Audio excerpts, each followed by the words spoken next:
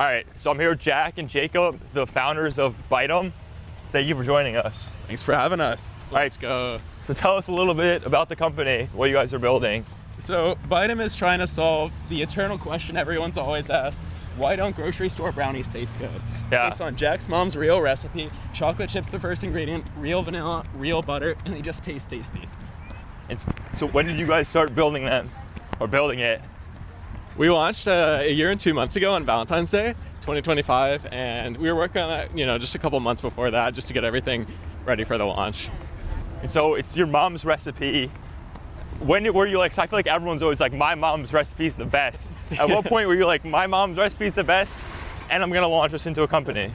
Yeah, I just thought all the brownies again were not that good. They were pretty dry in the supermarket, and there wasn't other flavors. So I went to Jacob and I was like, my mom has one of the best brownie recipes. Let's just put it in the grocery store. Some would say the best. Yeah, and I mean, the thing is, the key difference that no brownie in the grocery store tasted good to us. So it's really just putting something out there, and we've now done over 70,000 samples, sold now like 100,000 units plus. That's awesome. And a lot of people agree, I guess. And so how did you navigate early on starting a brownie company? I feel like, I would have no idea where to start with doing something that big. Yeah, I mean, I honestly went on Google a lot, and that was, ChatGPT and Claude were not as good as they are today. And I would just search up like how to find food scientists or how to find manufacturers, and then just reach out to people like cold email, cold call. Yeah, I mean, I'd say the biggest thing in CPG generally is network. In every industry it's true, but there's so many supportive and incredible people in the space, and everyone's had your problem before in some way, so it's finding out the advice there. And so what have been the biggest pain points so far with the company? Honestly, the manufacturing side is very hard. It's just very intense. It's very hard to scale up to large numbers of units. Yeah, I mean, the speed of brand is just so different. We've been so supportive and had so much support from a lot of great providers and everything, but operation just takes some time sometimes. 100%. And so how do you guys know each other? We met in college, actually, at American University. So that was back in 2016. And so what were you guys doing before you started the brownie company? Well, first we were gym bros. We actually worked on a protein ice cream company back in 2020 when COVID started. Wow. We decided not to go forward with it. He went into tech sales, I went into law, data privacy and space telecom, came back together for brownies. And at what point did you guys quit this and launch the Byte'm, or was it you guys got sales and then quit? I quit and then launched Byte'm. I was just done with working corporate jobs, so took the bet on myself.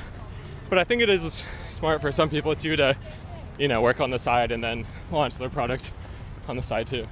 Yeah, I mean, I was wrapping up law school at the time, so I literally was there 1 day a week, flew out here for the rest of the week, came back. I feel like a lot of people are like, don't start companies with your best friends. It seems like you guys might have done that. Yeah, I mean, I think it's about making sure it aligns. Jack and I are much more committed to the friendship and building out something eventually, because we know something's gonna stick, but we think it's Byte'm. And it's kind of a collective effort to really build that. Yeah. And how many flavors do you guys have right now? We have 3, but soon to be more. What are the flavors? The flavors is classic, which is just a regular fudge brownie, cookies and cream, and then s'mores. And so what flavors are coming out? If we're allowed to know. It's to be revealed. Some top secret ones coming out Q1, Q2 next year. But we're gonna have a lot of rotating flavors as we grow, especially on e-com, and some great specialty stores. That's awesome. So what has been your strategy? Because I know you guys have struck deals with a bunch of retail stores, right? How have you guys gone about navigating, getting in contact with them? So honestly, we've been really lucky. It's been a lot of inbound support, and I think it's about finding the right people and being genuine and showing up for people. We believe in our product. We put ourselves out there, done over 70,000 demos, or 70,000 samples had demos, but we just want to be there for the community, and the community's been there for us. So what's the future going to look like for the next 6 to 12 months in terms of scaling? Are you guys building out a bigger team? Just us right now. We have fractional people. We're really just investing in manufacturing, working with the right partners, getting set up for the future, just laying the groundwork, and then trying to get ready for some big box retailer launches. Yeah, we can't say who it is yet, but we have some really big launches coming up next year. So just making sure we lay that groundwork. That's awesome. And so you guys bootstrapped, right?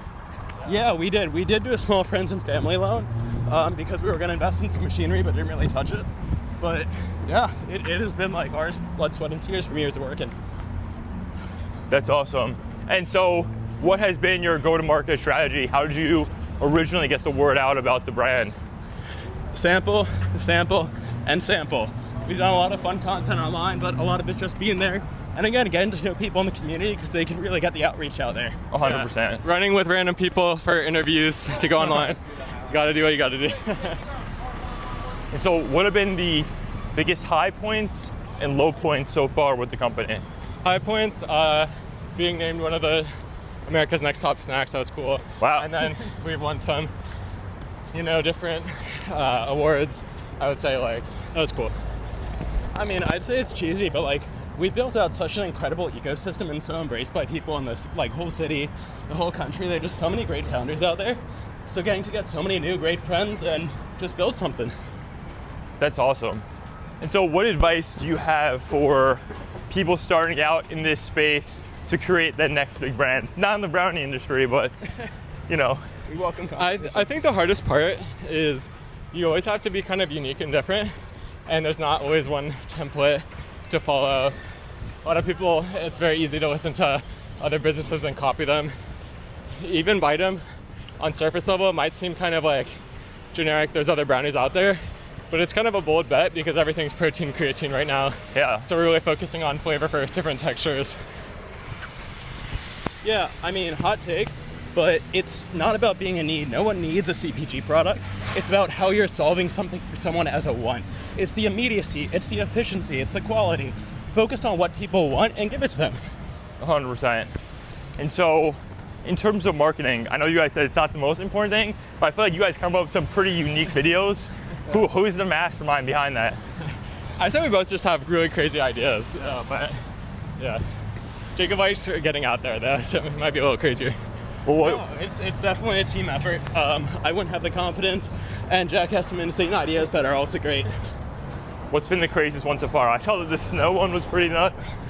Oh yeah, no, it was absolutely freezing out. I went out to report, and it was minus 10 degrees. Definitely one of the hardest ones. 100%. Too many to count, honestly. Yeah. So how did you guys come up with the name Byte'm? This is Jacob's story.